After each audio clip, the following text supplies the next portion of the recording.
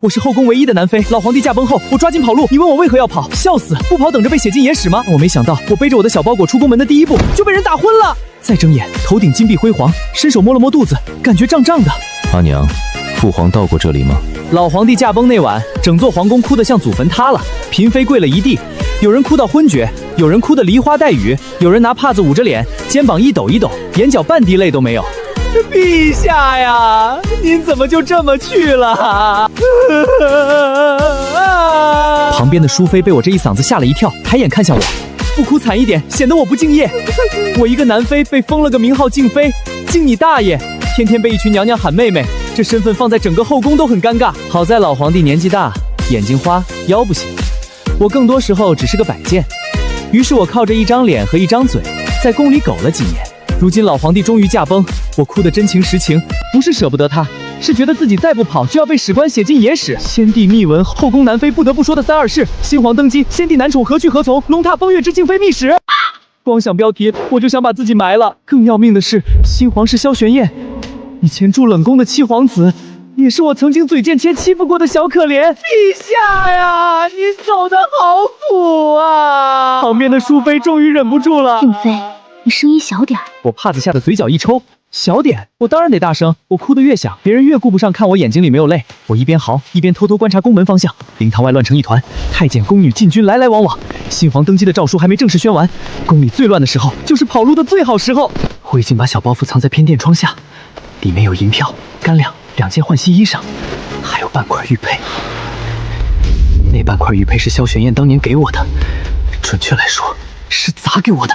那年冬天，他住冷宫，屋里煤炭，脸色白得像纸。我那时得宠，一边嗑瓜子一边嘲笑他：殿下，再熬2年，说不定就能冻成冰雕，供人观赏了。萧玄彦坐在门槛后，抬眼看我，那双眼睛又冷又黑，我被他看得后颈发凉。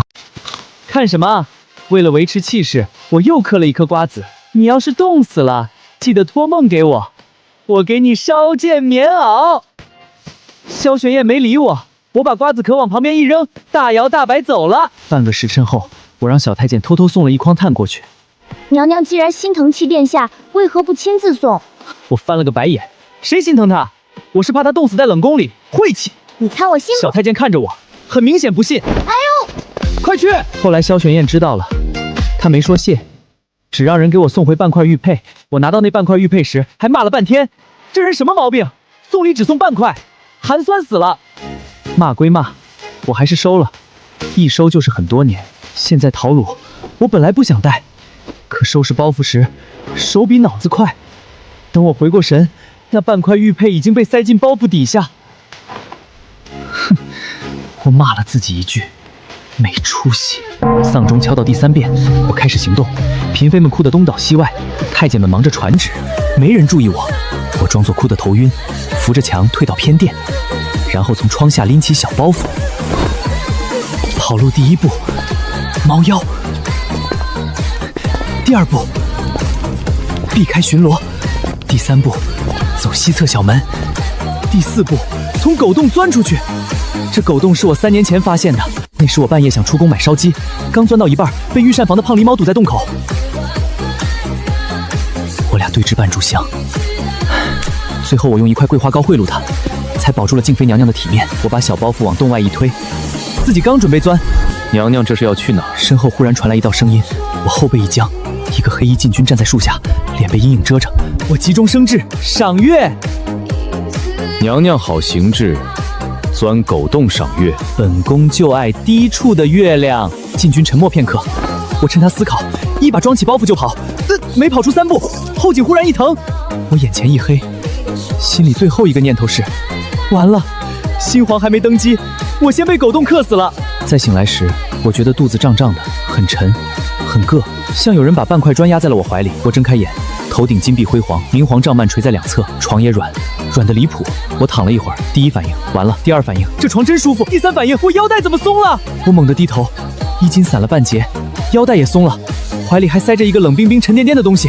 我一看，传国玉玺，压够造的，谁家好人把传国玉玺塞人怀里啊？我刚想爬起来，阿娘，身前传来一道低沉声音，我头皮瞬间炸了。萧玄彦，他叫我阿娘，他是不是刚登基就疯了？我抬头看他，萧玄彦坐在龙榻边，眉眼比冷宫那年更冷。他长高了许多，也瘦，但不是当年那种饿出来的瘦，是锋利，像一把终于出了鞘的刀。他垂眼看着我，手里托着玉玺，神色平静的像刚才往我怀里塞传过玉玺的人，不是他。我喉咙发紧。7殿下。他抬眼，我立刻改口，陛下。萧玄燕的目光落在我散开的衣襟上，我赶紧扯住衣服。阿娘，父皇到过这里吗？我脑子嗡的一声，他这话问得太荒唐，也太大逆不道。我听懂了，又希望自己没听懂。陛下，先帝年纪大了，走哪儿都要人扶，他到不到这里，你问我干什么？萧玄燕笑了一下，很轻。我后背一凉，他以前不笑的时候像鬼，现在一笑像要抄我9族的鬼。陛下，您刚登基，政务繁忙，若没什么事，臣妾先告退。臣妾。他慢慢重复这2个字，坏了，后宫待久了习惯了。萧玄燕俯身靠近，我立刻屏住呼吸。他伸手替我拢好衣襟，动作很慢，又替我把腰带系回去，然后抬眼看我。你跑什么？臣，我只是替先帝看看民间疾苦。带着银票、干粮、2件衣裳，还有朕当年给你的半块玉佩。他竟然当着我的面翻我包袱！新皇刚登基就翻先帝南妃包袱，这国家还有希望吗？我深吸一口气，那是我收破烂时捡的。哦，收了这么多年。萧玄燕看着我，我只好硬着头皮说：“节俭。”他看着我，眼底那点笑意又出来了。我心里狂骂：笑什么？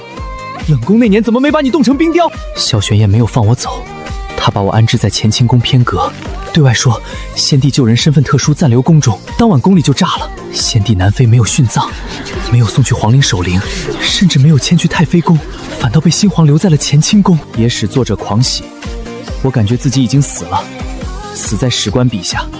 偏阁很大，窗子朝南，榻很软，茶点好吃。如果不是门外守着8个禁军，我几乎会觉得自己在度假。这位小哥，你看我像坏人吗？我试图和守门禁军讲道理。不像。那你放我出去。像会跑的人。我不死心，开始制定逃跑计划。第1招，装病。本宫怕是不行了。小太监来送饭时，吓得转身就跑。饭盏茶后，太医来了，他给我把脉，把了很久。我闭着眼，假装自己已经气若游丝。陛下，娘娘脉象强健，能活到99。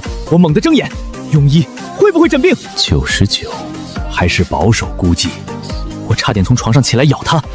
萧玄燕让太医退下，屋里只剩我和他。我立刻重新闭眼。还病吗？病？哪里病？心病。朕给你治。不用治了，忽然好了。